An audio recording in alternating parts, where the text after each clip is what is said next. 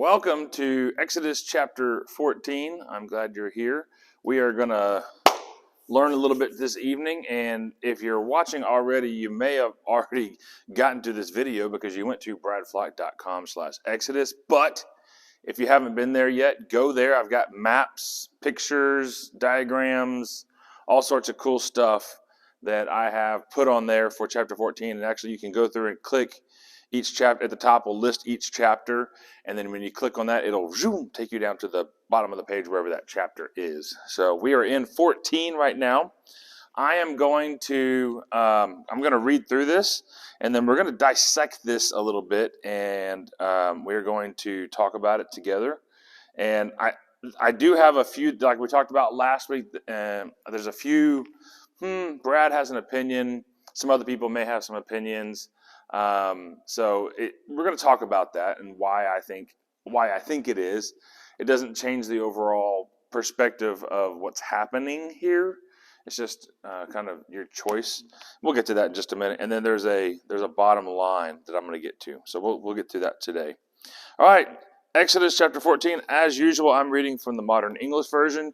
You're welcome to follow along in whatever version you've got. If you have the YouVersion app, you can select, as many versions as are available on the internet. All right.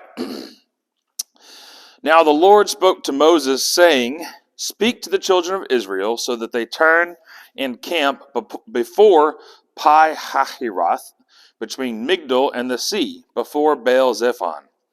Opposite it you shall camp by the sea.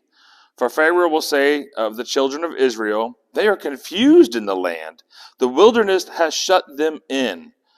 So I will harden Pharaoh's heart, so that he shall pursue them." Harden the Pharaoh's heart again. There we go. "And I will be honored because of the Pharaoh and because of all his army, so that the Egyptians may know that I am the Lord." And they did so. When it was told the king of Egypt that the people fled, the heart of Pharaoh and of his servants was turned against the people, and they said, "Why have we done this? Why have we let Israel go from serving us?"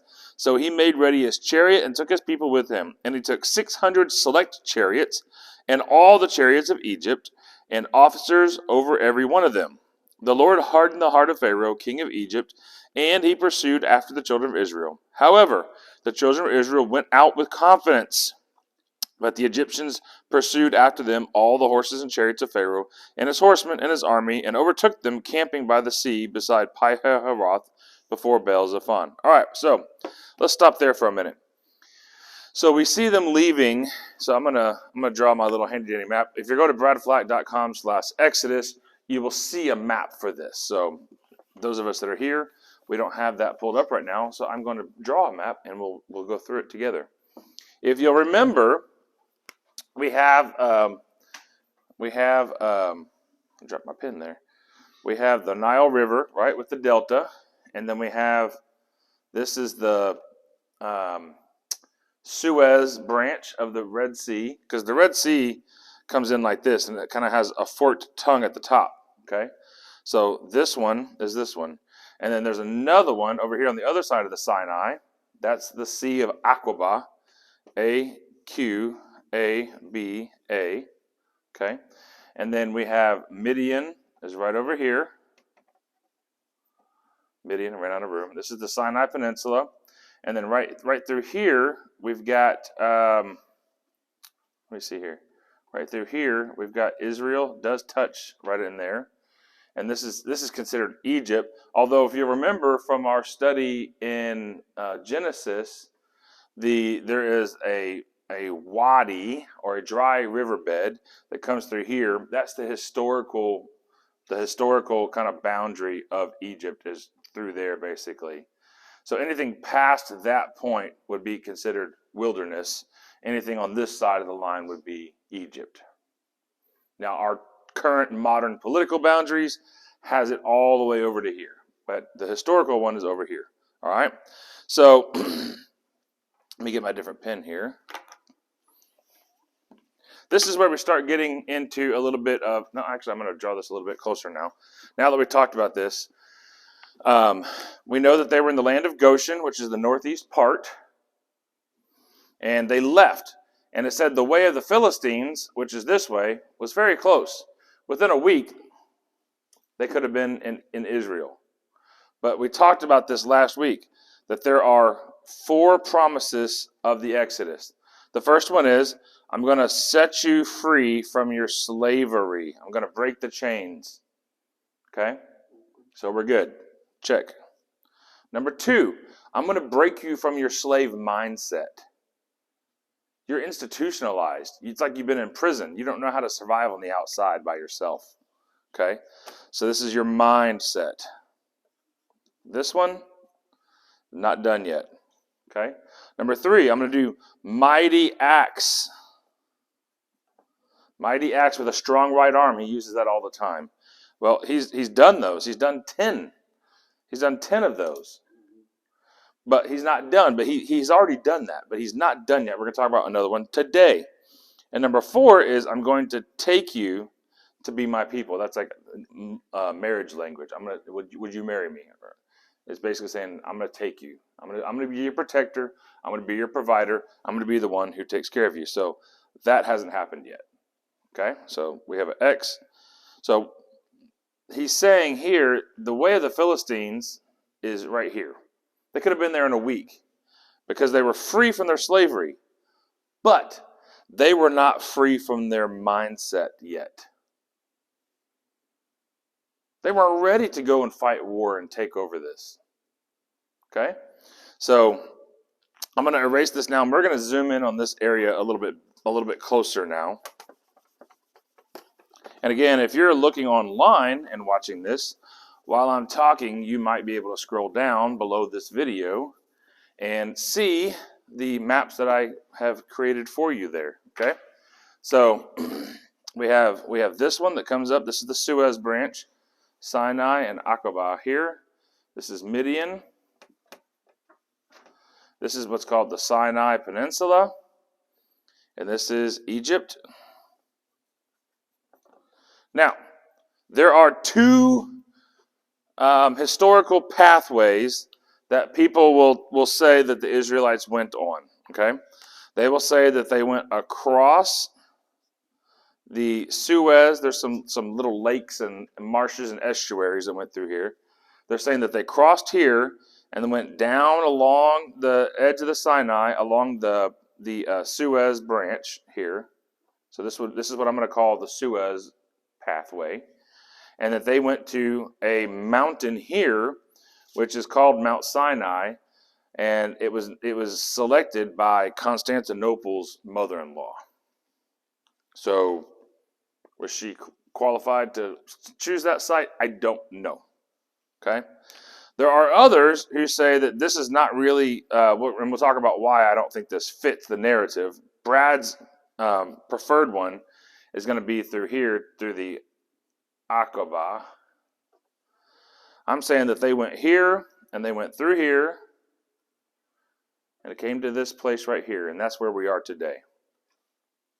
All right?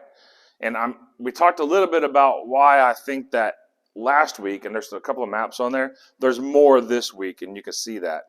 Again, at the end of the day, whether they, and there's a third option. I'm sorry, I forgot.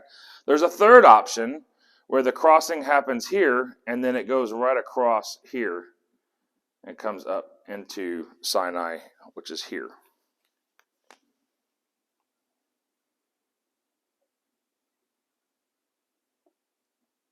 Okay? So there's a third option that they went this direction and went across here. The reason that people are saying that this is an option, I didn't draw it to scale, of course. I'm not a cartographer in professional life or whatever. The land actually kind of squeezes in here, and then there's like a little island here. So what they're saying is it's pretty close together. Okay? But I'm gonna erase this, and we're gonna zoom in on this in just a little bit, and I'll show you why I kind of don't feel that direction. Okay, so we talked about that. This is where they're going, and it takes them about 8 days to get here from when they left. We know, remember, it was on the 10th day, pick a lamb. On the 14th day, you sacrifice the lamb, paint the Passover, etc. And then so 8 days. So now they're at about 2 weeks in total. They're about 2 weeks in. So they're at the end of the new first month. Remember, he said this is now the starting month of the Hebrew calendar. So we're basically now at the end of the first month of the Hebrew calendar here. All right? And we still see Pharaoh hardening his heart. And remember, that word hardening is more like flexing. He's showing his power. He's getting tense. He's flexing, okay? So what I want you to notice here, though, is that the Passover has happened. And so the firstborn of every household, of all the children, all the parents, cousins, whatever, and the firstborn of all the beast, whatever was left, because remember, a whole bunch of them were already killed through the plagues. So whatever's the firstborn of the beast that were left over is gone. And they were basically saying not just, okay, fine, you can go. What were they doing? The Egyptian people. They were saying, get out. Get out of here. Shoot, fine, take my necklace, get out. And here we are now in 14. Not very much time has passed. Less than 2 weeks has passed. And we see they were, Pharaoh is saying, they are confused in the land. The wilderness has shut them in. They're trapped up against the sea. Which is why I don't think this was, this is saying like that they hiked through. Remember, we went backpacking and we had to cross a little creek there. That wasn't something that like you had to part the waters to get through that. You basically hopped across. Right. And that's what's happening here. Whereas here, there is and you can look on the map online, but you can look, there's what's called a wadi or a dry riverbed that flows through here, and you can see there's like a delta where the sand is being deposited out here, and so it's right here at Nuweiba, Nuweiba, Nuweiba, right here, and so basically they're up there, the mountains on either side. So I'm going to zoom in now. So we're talking about this. Now, I will say this, Cecil B. DeMille, 1956, the Ten Commandments movie, he did a great job, okay? No, that's a classic movie. That's 61 years old. I mean, that's a great movie. 61 years ago, that's like, it still holds up. I mean, that's a great flick, okay? So here we have, here's the shore. This is the Sea of Aqaba. And that little wadi that I'm telling you about comes in here, okay? And it's just a little dry kind of riverbed that you can walk through. And then it kind of makes a little delta like this of sand out onto the shoreline. But over here around the side, on either side of it, is mountains. So what is Pharaoh saying here? Look, for Pharaoh will say, the children of Israel, they're confused in the land. The wilderness has shut them in. This is why I'm saying, this is my place. Because now they can't go here. They can't go here. They can't go here. They're now trapped. They are effectively trapped. The wilderness has shut them in. Okay? And so God is saying, I will harden Pharaoh's heart so that he shall pursue them. So they're trapped. And now God's saying, I'm going to make Pharaoh flex his heart. He's now going to say, you know what? We got him in a box. Fish in a barrel. Let's go. Let's take them out. Okay? So let's continue. We are down here in verse 10 now. When Pharaoh drew near, the children of Israel lifted up their eyes, and indeed the Egyptians were marching after them, and they were extremely terrified. Now, again, remember that other one where they had to cross over the little creek that I was telling you about?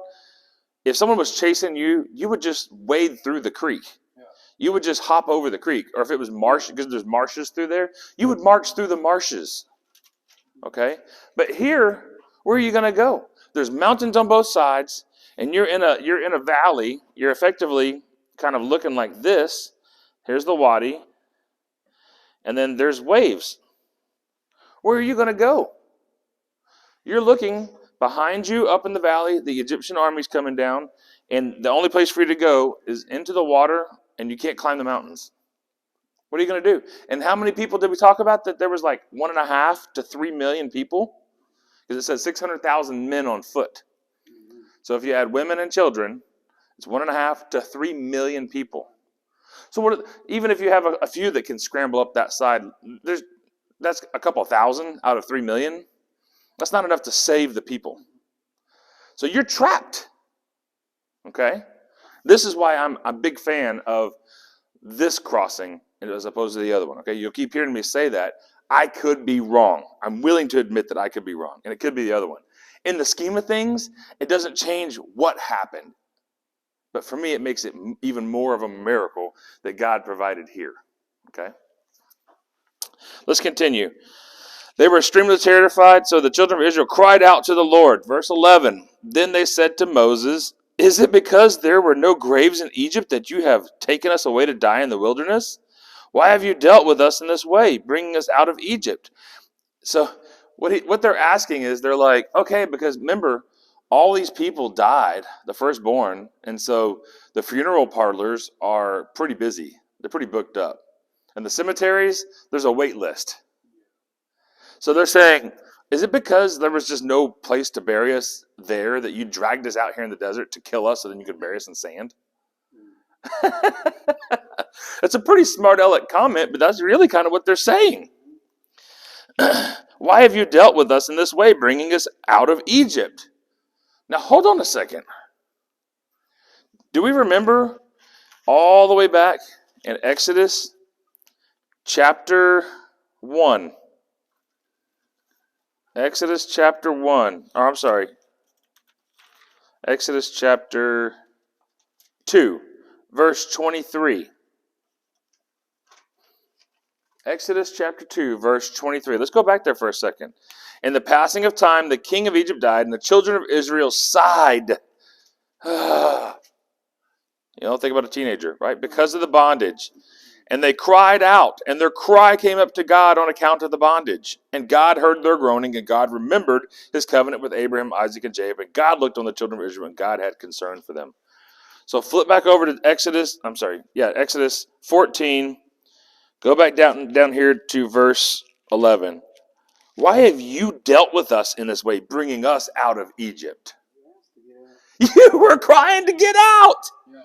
You were oppressed. You were enslaved. You were being beaten.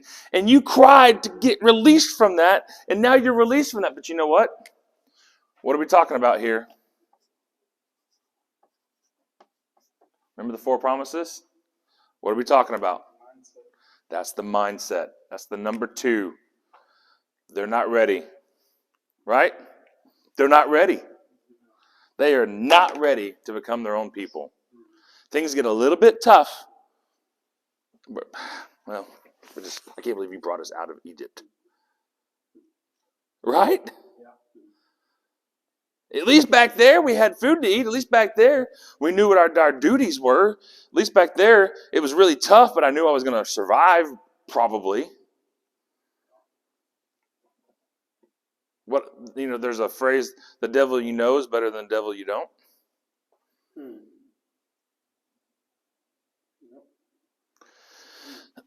Let's continue. Verse 12. Is not this the word that we spoke to you in Egypt, saying, let us alone that we may serve the Egyptians?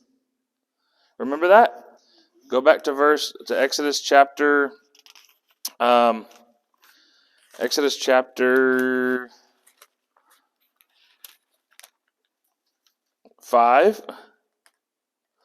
And he says, let my people go, so they may hold a feast in the wilderness. Pharaoh says, what? Get out of here, dude. And he says, no, let our people go so we can go 3 days journey and blah, blah, blah.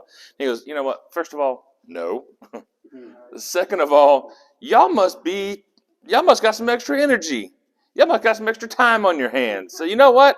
Go and make your bricks now without the straw. And you know what they said? They came to him, and in verse 20, they met with Moses and Aaron, who stood in the way as they came forth from Pharaoh, and they said to them, may the Lord look on you and judge, because you have made our scent stink in the estimation of Pharaoh and in the estimation of his servants. Things got a little bit hard. We want to be free. Okay, well, you're going to have to do some stuff, and you're going to have to go through stuff. Well, I don't know about that. I don't know about that. Verse 12, is not this the word that we spoke to you in Egypt, saying, let us alone, that we may serve the Egyptians? For it would have been better for us to serve the Egyptians than to die in the wilderness. But Moses said to the people, fear not, stand firm, and see the salvation of the Lord, which he will show you today. For the Egyptians, whom you have seen today, you shall never see again. The Lord shall fight for you while you hold your peace. Now, hold on a second here. Does he say, gird up your loins and get your M16s ready? Does he say, pull together and fashion from the sand around you some sort of thermonuclear device to melt the Egyptian army? Does he say anything, an action part on the Hebrews at this point? Is there something? Not be afraid. That's it. Do not be afraid. Stand firm. Yeah, just have your peace. And let God get the glory. Right, exactly. Let him do his work. Yeah. Let him be the winner of today. Let him be the champion. Verse 15, chapter 14 of Exodus. The Lord said to Moses, why do you cry out to me? Speak to the children of Israel so that they go forward. And as for you, so here they are. They're trapped. They're looking out. We've got mountains on both sides. We've got water in front of us. We're looking down this valley out onto this little delta of sand out here. And on the map, if you're looking online, you can see the map even better. And he's saying, why are y'all crying about this? I already told you what's going to happen. Remember, all the way back in the beginning parts of Exodus, he said, this is what's going to happen, and we're going to have this plague, and we're going to do this. He told the whole story before it ever happened. And he said, I'm going to save you, and we're going to get there. So I see God saying in verse 15, he's Moses, why are y'all freaking out? Speak to the people so that they will go forward. Get them moving. Okay? And as for you, lift up your rod. Remember the rod that turned into the snake and back into the rod again and ate the other serpents that were there? Lift up your rod and stretch out your hand over the sea and divide it. Now, I don't know about you, but if God tells me go divide a sea, I'm going to have some questions. First of all, the what? The divide the sea. What are you talking about here? So I'm sure he had to have some thoughts in his head, like, I don't know what he's talking about. I'm going to lift this up. God, you're going to do this. This is not something I've done before. Okay. Although, have you seen, Greg Larson, The Far Side? I love those things. Those were like the original memes when we were kids. Yeah. And one of my favorite ones is he's sitting at the breakfast table, and you can see a cartoon, voice from the side, like his mom or dad, said, Moses, quit playing with your breakfast. And he had the bowl of cereal, and the milk was split into two sides on the bowl of cereal. I still remember that one. Quit playing with your cereal, Moses. But he always told him he's going to do stuff, but he sometimes seemed like he was so slow. That's why Abraham and all of them, kept saying, I know you said you're going to do this for me, but, yeah. God, it's been months and years. I haven't had kids or that's because it's on his time, not ours. And we get real impatient. Yeah. We think that we have it bad now with like, I got a question. Boop, pull it up, instant gratification. I have a thought, I have a lust, or I have what's a question, or I want to go make a bet, or I want to, whatever it is, like boop, boop, immediate satisfaction. That's not a new problem. We've seen as we've gone through all of Genesis and as we're going through Exodus here, it's not a new problem to have issues with instant gratification problems. Sure. All right, so we're in 16. As for you, lift up your rod, stretch out your hand over the sea, and divide it. Then the children of Israel shall go on dry ground through the midst of the sea. As for me, surely I will harden the hearts of the Egyptians. Oh boy, this sounds awesome, God. Yeah. So that they shall follow them, and I will be honored through Pharaoh, through all his army, his chariots and his horsemen. Then the Egyptians shall know that I am the Lord when I am honored through Pharaoh, his chariots and his horsemen. So we have a decimated Egyptian people. I mean, think about this. What child are you? Are you firstborn? Yeah. So you would have been gone. I would have been gone. You would have been gone. So none of us are here. Okay, if you're online, are you the only child, or are you the firstborn? Is your parent a firstborn? So my mom and dad gone, me gone, Bennett gone, boom, right there. So you think about it, the people themselves are just decimated. So however many are left are the ones who are going to be coming to try to attack the Hebrews here at this junction. They lost their leaders. They lost a lot of people. Okay. And so he's saying that whoever's left, I'm going to even show you I'm God by defeating them. There's nothing left but me. What's he doing? Who are you worshiping? Who are you showing respect and deference to? Who are you concerned about? Who are you following? Who? Pharaoh? His people? I'm about to kill them. You'll see that. The gods, I already did plagues against them. What are you left? What are you worried about? He's working on them. He's working on their mind, that number 2 promise. So, verse 19, then the angel of God, which went before the camp of Israel, moved and went behind them, and the pillar of the cloud moved before them and stood behind them.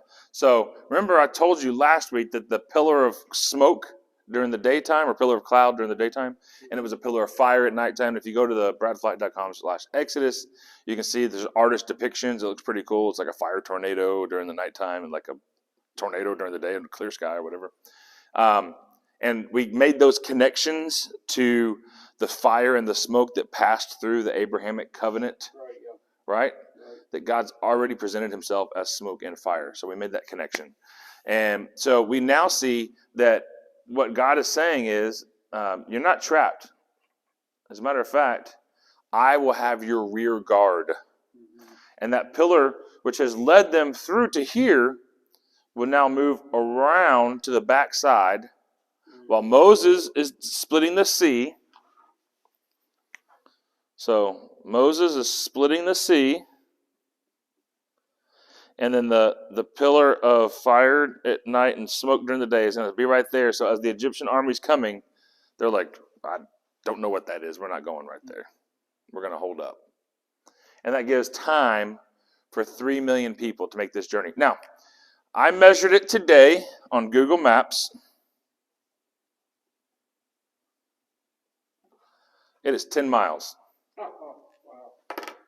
10 miles.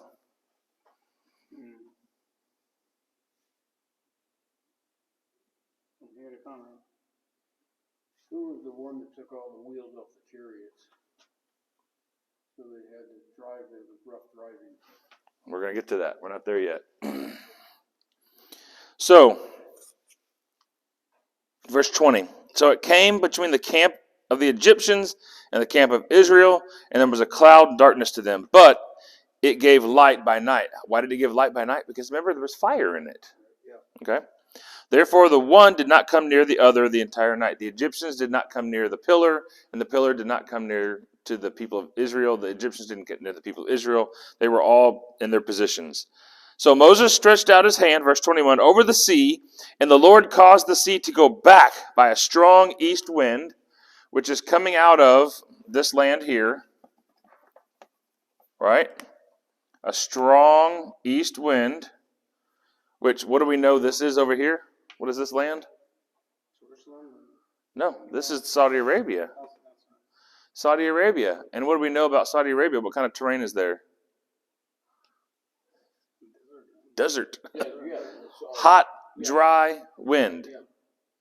So God's miraculously going to manipulate the water through the holding of the rod through his arms, and he's going to use a hot, dry wind to dry out whatever moisture is left in the bottom so they can walk across. Hold on.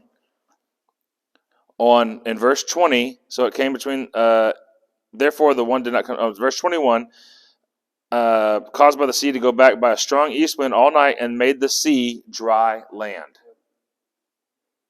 Well, that's a heck of a wind. Yeah, to dry that out. It's been wet for all the time, and it's dry enough that they have they got dust trails as they're going through. We were at the Texas City Dikes last week or 2 weeks ago, Mm-hmm. and right after that cold front, and it was Lots of wind. Lots of wind. And every time I've gone to the dikes, there's always been water on the rocks. Sure. But the wind was so strong that it made it dry. Wow. It was kind of muddy. Wow, you could go out maybe 30, 40 feet. Oh, wow. In the dikes. That's awesome. Yeah. So it's not hard to imagine, given the right conditions. And that wasn't a big, it was a strong wind, but it wasn't God's wind. No. All right. So the waters were divided. Verse 22. The children of Israel went into the midst of the sea on the dry ground, and the waters were a wall unto them on their right and on their left. Now, this is another reason why I'm not a fan of we're crossing way over here, because it's like a little creek. It's not talking about walls of water on either side. This would be a wall of water on either side. Is that making more sense? He knew he could defend the people by praying. Yeah.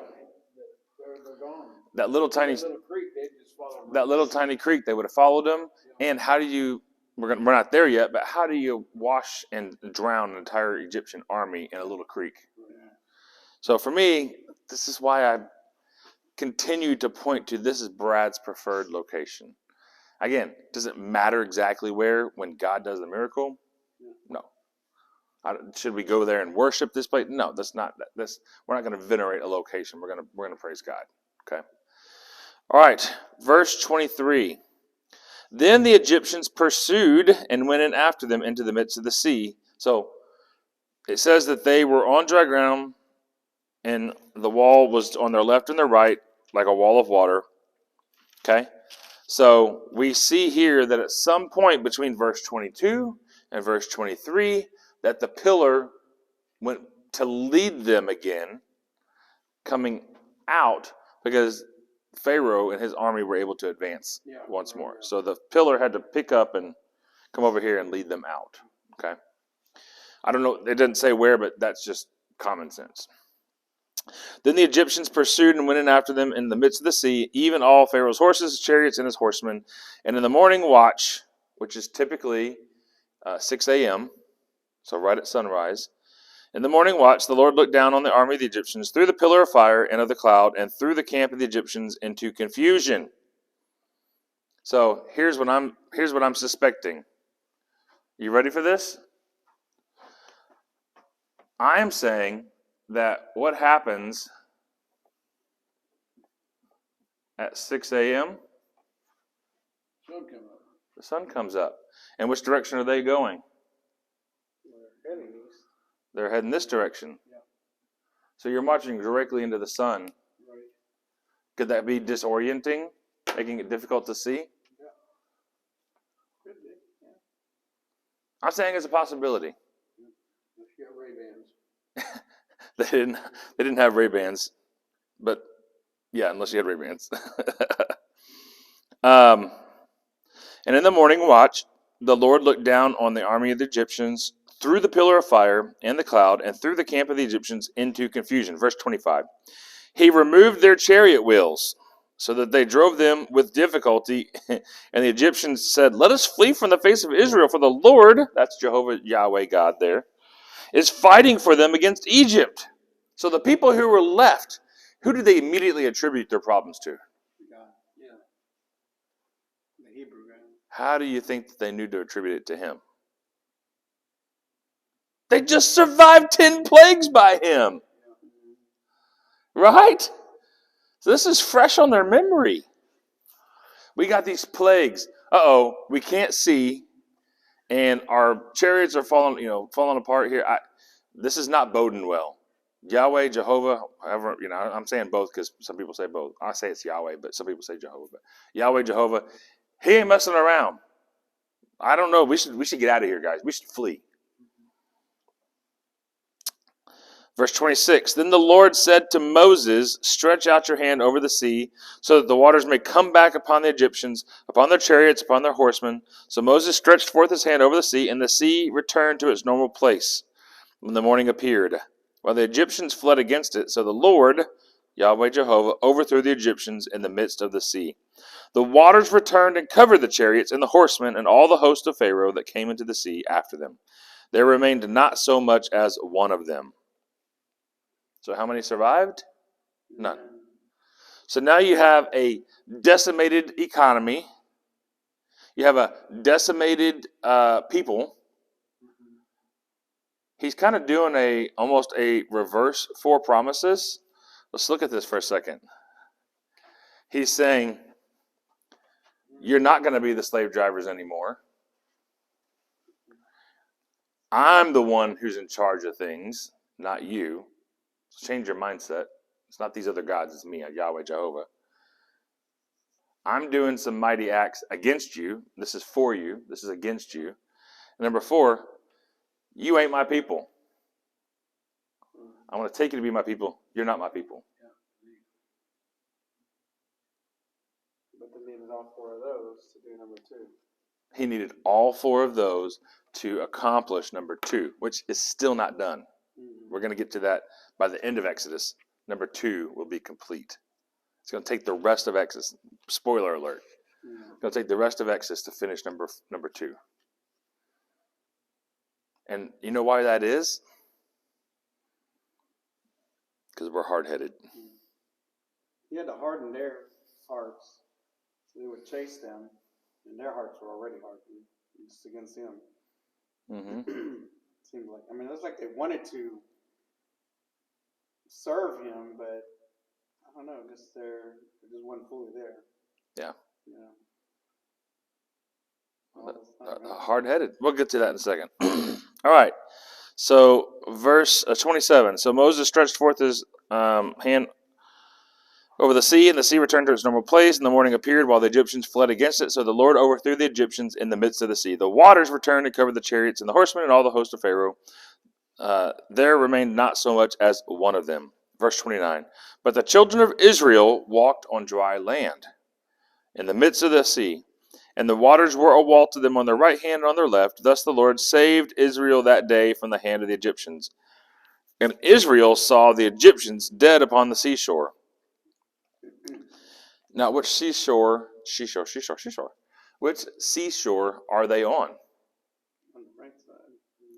So when these waters came back together, it caused enough of a turbulence that there was dead Egyptians floating onto this side. I'm reading the text. Are you reading the text? That's what it says. When Israel saw the great power which the Lord used upon the Egyptians, the people feared the Lord, and they believed in the Lord and in his servant Moses. Hey, we're starting to make some headway on number 2 here. On that mindset. Starting to make some headway here.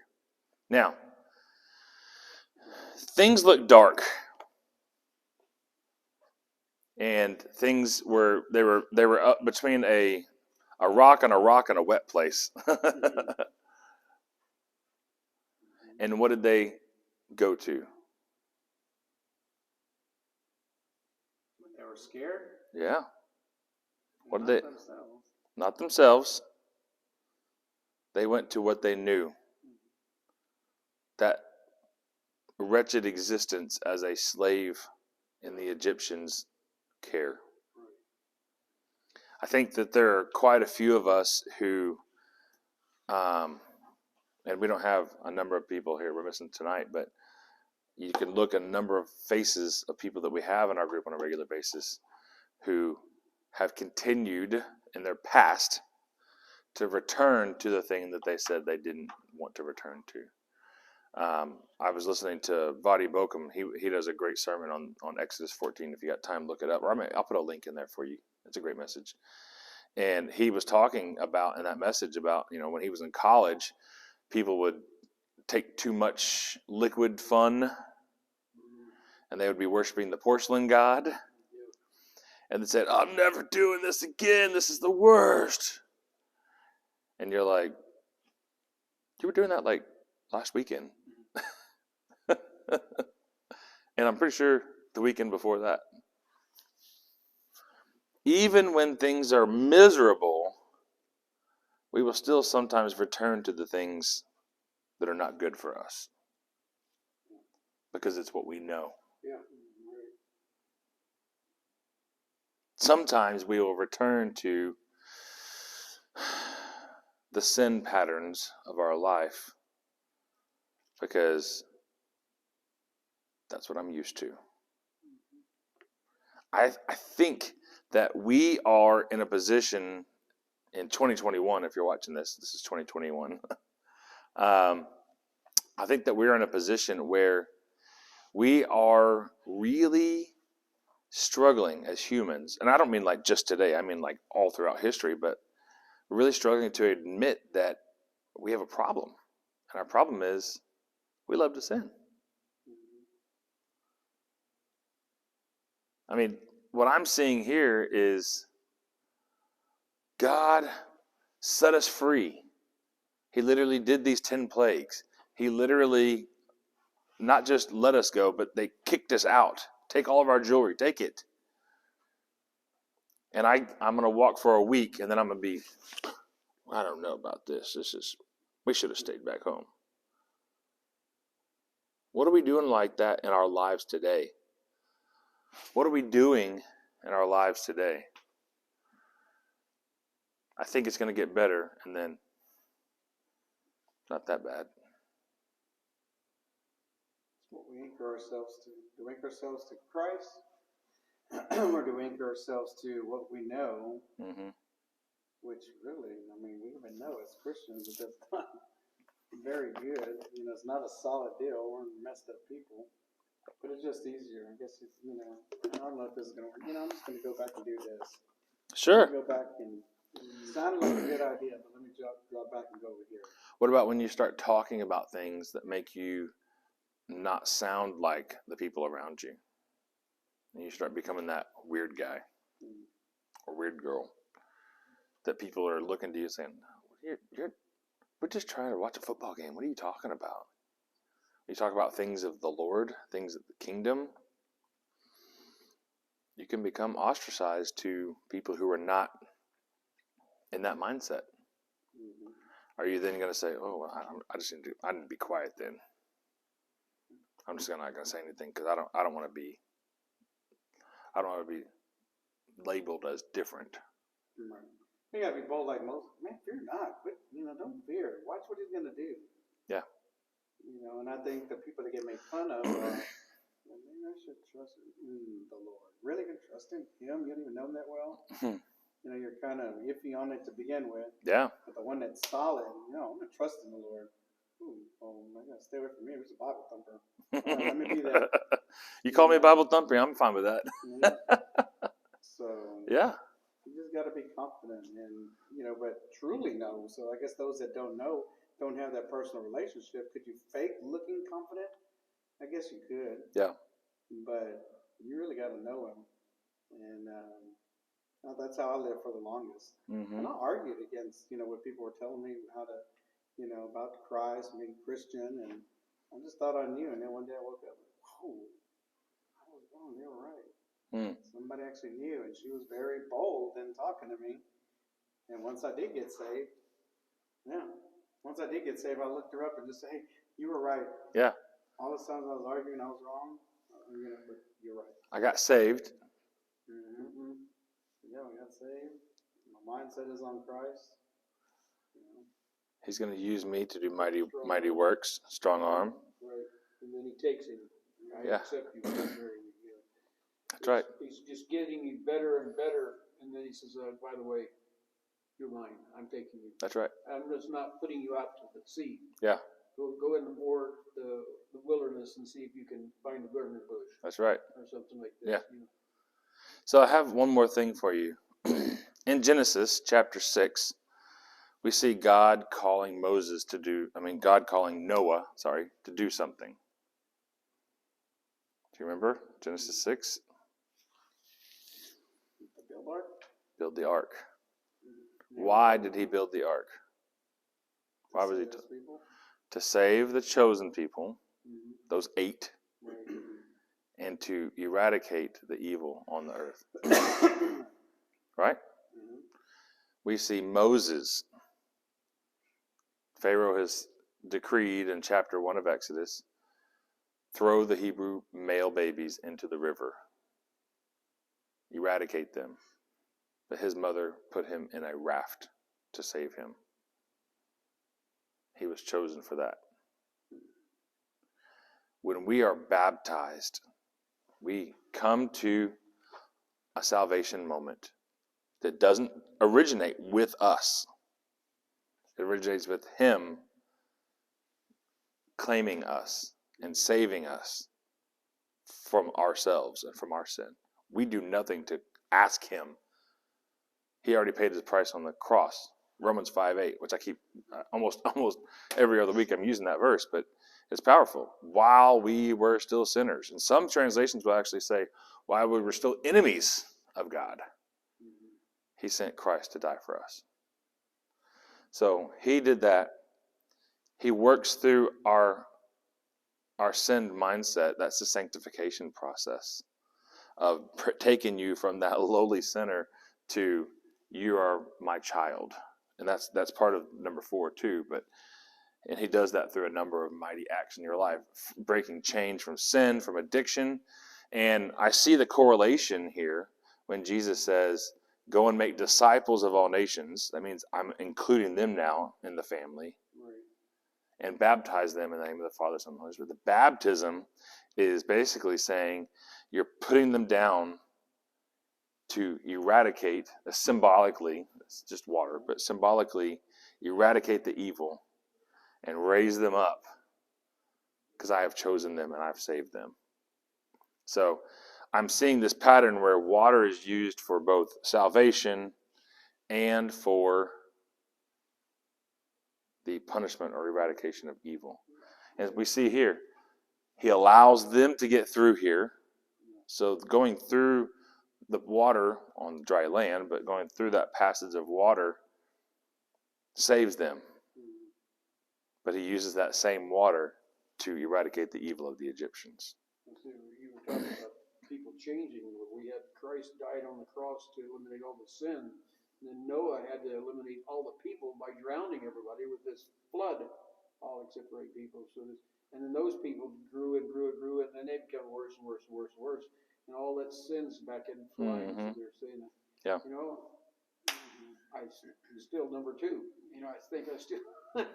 Yeah, but that's a lifelong process. Remember, I drew that chart that said our souls are immediately, but we take that long process of becoming more and more Christ-like while we're here. That we have, I'll draw it real quick. We got a couple more minutes here. I'll draw it real quick. This is kind of my. I don't know if I saw this anywhere else. If I came up with it on my own, it must have been God inspired because it was definitely not Brad smart. But this is this axis over here. So this is your life. Okay, I'm not even putting numbers on there because it could be 0 to 100, or it could be 40 to 80. I don't know, whatever. And this is your. I'll call it. What did I label? I think I called it your. I think morality. I can't remember exactly. That the morality is not the right term, but basically like how good you are in relation. Right. Yeah. Morality in God, not just I'm a good person, but like I'm good because God's making me better, right? So what we have is we also have up here. This is Jesus level. 100% God, 100% man, 100% perfect, right? So this is 100%. And none of us, if you'll note, there's no connection here to here. Like we can never get up there. I don't put a number here, but we can never get up there, okay? So in your life, you may be doing this, and then I've got some rough years, and I may be a little bit better. Or maybe I'm a good, I'm just a grandpa. I'm too tired to do anything or whatever. So I'm a better person or whatever. Okay. But whatever it is, that's your morality. Okay. Now, if we're looking at it from the standpoint of Jesus, regardless of what happens in your life, the moment you are 0 until the moment of your salvation, then you're 100. as far as your salvation, as far as your soul is concerned. Right? Salvation. And then he uses, then from this point forward, and so I would basically erase this line here. So this was your life before Christ, and then from this life, he then allows himself to continually improve your life through the sanctification process.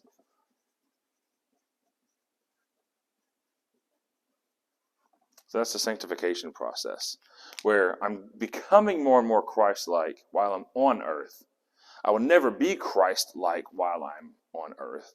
But as far as my soul from a salvation standpoint, I'm 100% in him at that time. Some people, I'll just draw a different line here. Some people will do this with their sanctification. Some people will do this. Some people will do this. I can't tell you. There's all different things that happen, okay? Because we're humans, and we still have sin nature. We still have the flesh that's on our bodies. We still have problems on the face of this planet. One's like a line of Lord, and the other one's a line of Savior. You know, who's really your Lord? You Yeah. can tell because it should be going up. Yeah, yeah. Or are you the Lord? Go down. That's right. That's right. Savior, he's 100% our Savior. So I'm not really satisfied. I can't remember what word I used before with morality, but Right, I don't think so. it wasn't morality, but basically like I'm good, I'm bad, whatever, until I'm with Christ, and then after that point, I should have a sanctification that is leading me to become more and more connected to Him. But I am in Him, so I'm 100%. You're either 0 or you're 100. There is no like, well, I'm about halfway because about 50% of my life has been good, about 50% of my life's been bad, so I really need to do whatever. No. Almost like a divine character. That's nothing. You cannot do that. You're either in Christ or you're not. You're either 0 or you're 100, period, from your salvation standpoint. But you don't get salvation and immediately beam me up Scotty, right? You're not teleported immediately to heaven. So that's where the sanctification, then it looks different for different people, but God will use that to hone you into the person He wants you to be, but also to help you expose others to this salvation deal, because it can't be about you. It has to be about Him at that point. So going through all that, it just reminds me that the Hebrew people, what did they do to save themselves? Nothing. Yeah, that's right. What did Moses do to save himself?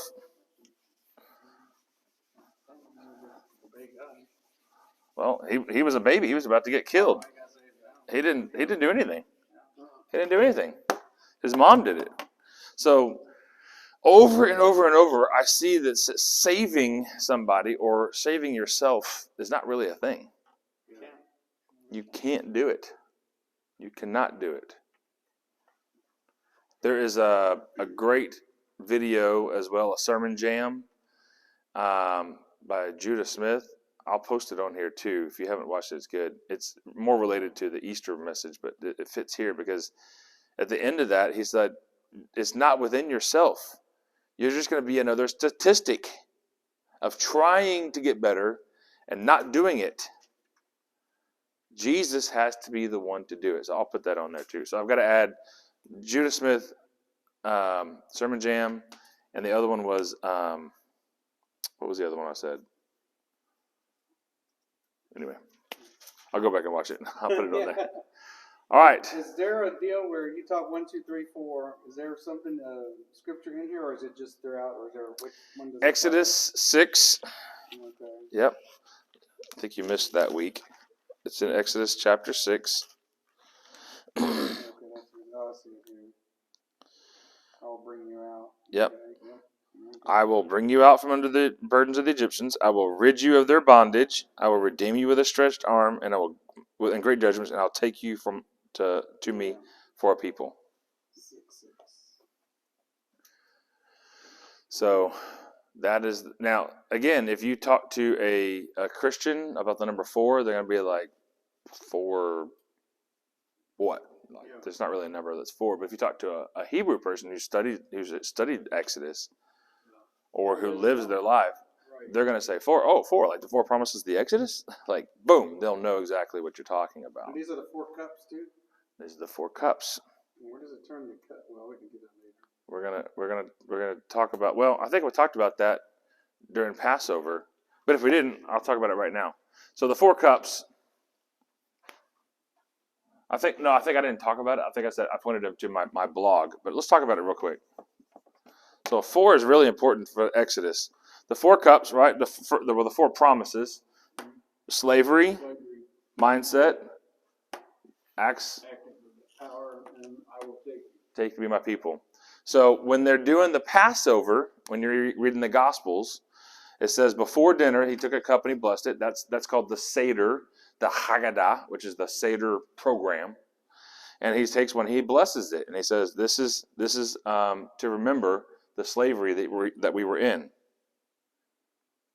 And then he took the second cup before they ate and blessed it, and said, "This is to remember the great pains that we had," because they at that time they also eat the bitter herbs, and so this is to remember the great pains that we had in Egypt. And then the third cup was the cup of mighty arm, mighty axe, protection, and like, I'm fighting for you. And so after dinner he took the cup and he said, "This is my blood, which is shed for you," which means his blood is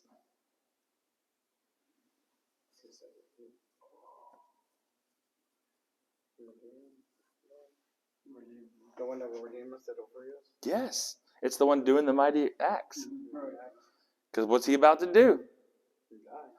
And number 4. Number 4. I'm going to take you. Remember, I'm taking you. What does all that entail? I'm going to provide for you, and I'm going to protect you.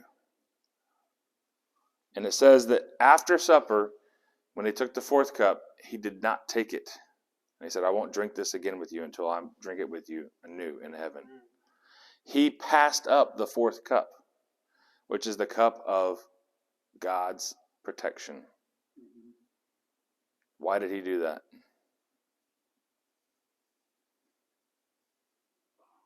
So he could fulfill the 5th cup. That's right. Right. There is a 5th cup. Ezekiel and Revelation talk about a 5th cup. Good, Robbie. Good. So he did not do the 4th cup, which is God's protection, because the 5th cup had to be poured out, and he had to drink every drop of it. And I'm writing sideways, but the 5th cup of God's wrath. Because we would have done the 4th, then we would have all died. That's right. But he said, "Then, Lord, take this cup away from me. Lest it be your will." That's right. We're thinking he's talking about the cup of dying. He's taking number 4. No, he's like, "I don't want to drink this one. I don't want to drink it. Take it away from me, please. But your will be done." And God's like, "Well, this is my will. I know it's not fun. You're 100% human and 100% God, and this 100% human part is freaking out. And it doesn't feel real good to have all that sin, being the wrath for all that sin that you've taken onto your body."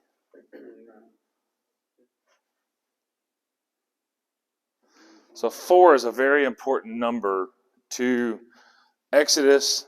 It's a very important number to the Hebrews. And if we are Christians who are studying the Bible in depth, like we're doing, number 4 should be important to you too. Number 4, does it save us? The number? No. But having a deeper understanding of who God is and what he's about brings us closer to him. And that's what he's about, that relationship with him, that relationship with one another. Which is kind of cool, because the first miracle is turning the water into wine. That's right. Which they would have drank. And the last thing that he's going to do is drink with us when we're all there as his bride. Yeah. It's really cool. Well, thanks for joining us tonight, Exodus 14. Next week, we're going to do Exodus 15 and 16 together. We're going to see them celebrating a little bit about this thing, and then they're going to start whining again. This is typical ups and down, ups and down. But you know what? The more I study this, the more I'm like, yep, that's us. That's what we do. It's exactly what we do. I'll see you then.